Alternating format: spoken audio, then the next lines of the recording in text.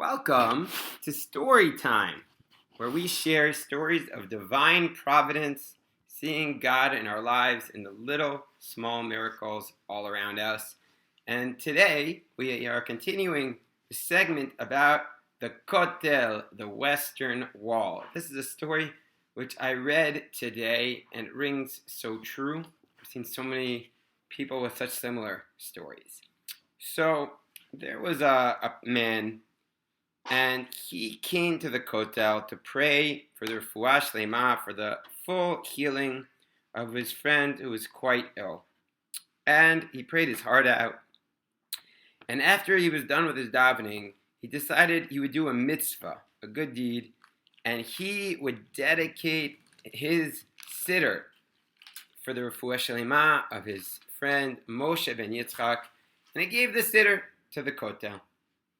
And actually, his friend got a lot better after that trip to the Holy Land, but it was unfortunately an ongoing disease. And a few years later, this person found himself once again at the Kotel and still praying, amongst others, for his old friend, Moshe ben Yitzchak. He opened up his Siddur to begin his mincha prayers, and the first page which he opened to was indeed the dedication that he had written a few years earlier, praying for his friend Moshe. You know what I love about this story is we don't really know what happens afterwards. It doesn't say at the story that his friend immediately was healed and had a full refuah shlema, because maybe that did happen or maybe it didn't. I don't know. But I think the point of the story was that moment when you pick up the Siddur and you feel like, wow, Hashem is watching over my prayers. This little sign of me opening up to that specific page of that Siddur that I dedicated just a few years ago is Hashem's way of saying, I'm listening to every prayer. Sometimes the answer is yes, and sometimes the answer is no. Maybe the answer is it depends on his friend. I don't know.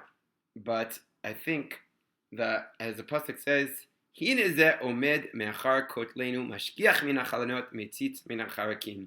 Behold, I, God, am watching behind the wall, peering over the wall, and watching over you. Perhaps that's the deepest part of the Kotel. Not just to know that your prayers will be answered in the affirmative, but just to know that your prayers are being listened to. Someone is watching over us in our lives. That's really the sweetest thing in the world.